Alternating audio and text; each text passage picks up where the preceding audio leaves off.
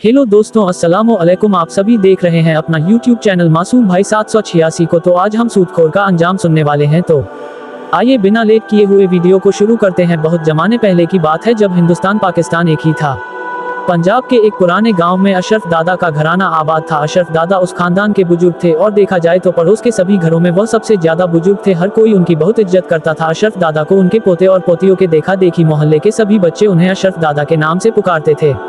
जहाँ पर उनका घर था उसके आसपास में तकरीबन 20-25 मकान थे। उनके सामने खेत, उन खेतों के पास में 3-4 पेड़ थे। क्योंकि यह पेड़ आसपास में ही थे, इसीलिए उनका साया बहुत घना और सुकून भरा था। बस सुबह होते ही अशरफ दादा उन्हीं पेड़ों के नीचे चारपाई बिछा लिया करते थे और दिन भर उसी चारपाई पर बैठकर हुक्का पीते रहते। दोपहर के वक्त उनकी बहुएं वहीं पर उनके लिए खाना ले आती। मगरिब की नमाज के बाद उनको उनके पोते घर की तरफ ले जाते। दादा के 4 बेटे थे। 2 की शादी उनकी बेगम ने अपने हाथों से की थी। फिर उनकी नेक बेगम का इंतकाल हो गया और बाकी दोनों बेटों की शादियां उनकी दोनों बहुओं ने देखभाल कर करवाई थी। अलबत्ता अशरफ दादा की कोई बेटी नहीं थी, लिहाजा उनकी बहुएं उनका सारा काम करती थी और अशरफ दादा सारा दिन घर से दूर पेड़ के नीचे बैठे रहते। आते जाते अशरफ दादा को लोग सलाम करते, उनका हाल चाल पूछते और फिर चले जाते। लेकिन अशरफ दादा की इस कदर शोहरत की वजह उनकी बुजुर्गी नहीं थी, बल्कि उनका कारोबार था जो कि सालों से चलता आ रहा था।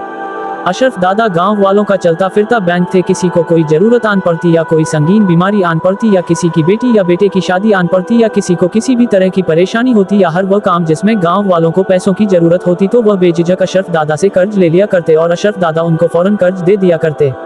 बल्कि अशरफ दादा उनसे बहुत मोहब्बत से पेश आते और भला आते भी क्यों ना। अक्सर दादा उस कर्ज के बदले अपनी मर्जी से सूद लगाते और यही कारोबार वह सालों से करते हुए आ रहे थे। उनके खटिया पर रखे तकिए के नीचे उधार की रकम खाते सूद की तफसीलात का एक रजिस्टर रखा हुआ था, जिसे वह एक पल के लिए भी खुद से अलग नहीं होने देते।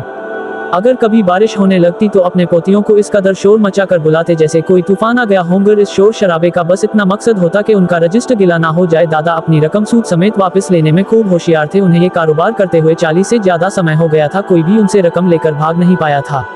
अशरफ दादा के उसी लालच और हवस में उनकी जिंदगी के दिन गुजर रहे थे। एक दिन गांव के स्कूल के मास्टर का अशरफ दादा के सामने से गुजर हुआ ब्लूटूथ सलाम उन्हें रोककर सलाम दुआ करने लगे। दादा ने उनको बुलाकर कुर्सी पर बैठने को कहा और साथ में उनकी तरफ हुक्का भी कर दिया। मास्टर साहब बोले, मैं जुम्मे की नमाज पढ़कर आ रहा था, सोचा कि आपसे भी मुलाकात कर लूं।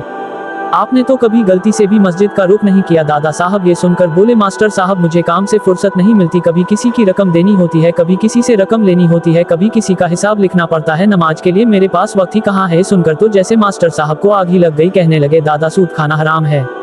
अगर आप बिना सूद के लोगों की मदद करना चाहे, उधार ही सही और मुद्दत पर वापस लेने, तो आपको सवाब भी मिलेगा और लोगों की भी मदद हो जाएगी। लेकिन दादा को कहाँ नेकी की बात सुननी थी। दादा बोले, मियाँ कहाँ पर हराम है। किसी को अगर वक्त पर उसकी रकम मुहैया करते हैं तो इसमें क्या हराम है। वैसे भी आजकल कौन किसी को उधार रकम देता है, लेकिन मैं कभी किसी को इनकार नहीं करता और अगर मैं उसके बदले में कुछ पैसे वसूल करता हूं तो वह तो मेरी मेहनत है, ना कि हराम। दादा को आज तक कभी कोई अल्लाह का खौफ याद नहीं दिला सका। तो भला मास्टर जी की कहाँ चलनी थी। मास्टर जी कुछ देर गुस्से में दादा के पास बैठे रहे। फिर कुछ देर बाद दादा से रुखसत चाहिए। अगले रोज उनकी बड़ी बहू उनके लिए खाना लेकर आई तो कहने लगी कि अब्बा जी, आज गांव के मास्टर साहब की बीवी आई हुई थी, आपके लिए कुछ पैगाम देकर गई है। दादा ने झट से पूछा, क्या कहती है। वो तो बहू ने बताया कि वह कह रही थी कि सूद लेना गुनाह है। अगर दादा हमें बगैर सूद के कुछ रकम उधार दे दे, ईद के बाद मेरी 2 बेटियों की शादी है, बकरा ईद के बाद मैं वह रकम लौटा दूंगी।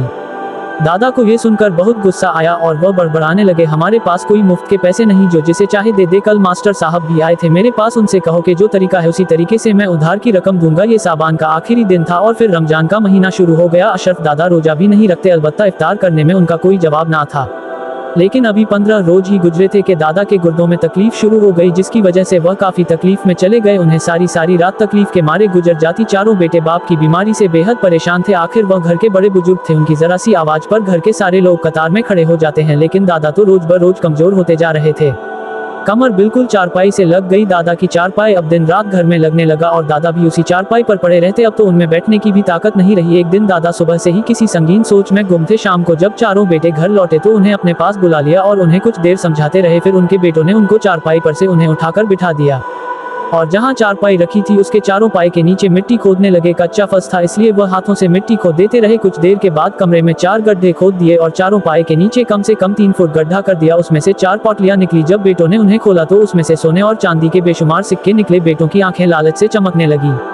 वह जल्दी से सारा माल कमरे में हिफाजत से रख आए। अब तो ये रोज का मामूल बन गया। बाप रोजाना घर के किसी कोने की निशानदेही करता और बेटे उस जगह पर खोज के दबा हुआ खजाना निकाल लेते। इसी तरह ईद भी आ गई। उनकी जिंदगी की सबसे हसीन ईद थी। चारों बेटों की तो जिंदगी चमक गई, लेकिन ईद के 2-4 दिन के बाद अचानक दादा की तबीयत ज्यादा खराब हो गई और अब तो उनसे बोला भी नहीं जा रहा था। उनकी जैसे आंखों में ही जान अटक गई। बेटों से कुछ कहना चाहते थे लेकिन कुछ कह नहीं पा रहे थे। बेटे बाप का इशारा समझ रहे थे, इसीलिए वह बाप को चारपाई समेत उठाकर घर में घुमा रहे थे। बाप कब किसी कोने का इशारा करें तो वह उस जगह को खोदकर वहां से दबा हुआ खजाना निकाल सके।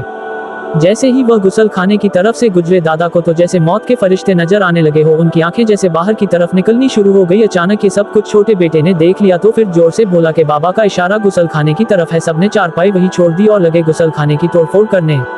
और पीछे की दीवार के नीचे अब तक का सबसे बड़ा खजाना मिल गया। सारा का सारा घर खजाने की तकसीम में लग गया। उधर उसी दौरान दादा की रूह कब्ज हो गई। अगले रोज अशरफ दादा का जनाजा ले जाया गया। दफनाने के 2 दिन बाद किसी शख्स ने आकर बताया कि दादा की कब्र में बड़ा सा सुराख हो गया है और उसमें से काले रंग का बड़ा सा सांप मुंह निकाले देख रहा है।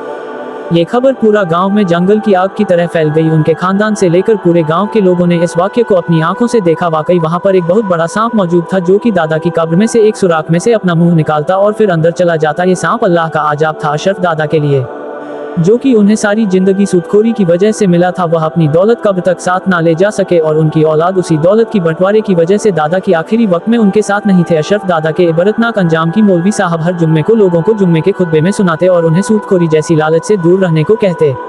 सबक। मोहतरम मजीद दोस्तों, सूद हराम है और इस्लाम में उसकी मनाही है और सूद खाने वाले हो का अंजाम बहुत बुरा होता है। इसलिए अजीज दोस्तों, अपने माल को पाक कीजिए, सूद से बचिए और अपने खानदान को बचाए। इंशाअल्लाह आप सभी को यह वीडियो अच्छा लगा हो तो इस वीडियो को लाइक करके आगे शेयर जरूर करें ताकि सभी मुसलमान भाई इस आजाब से बचे और हमारे चैनल मासूम भाई 786 को सब्सक्राइब करना ना भूले ताकि आने वाली सभी वीडियो आप तक आसानी से जा सके। फिर मिलते हैं अगले वीडियो में।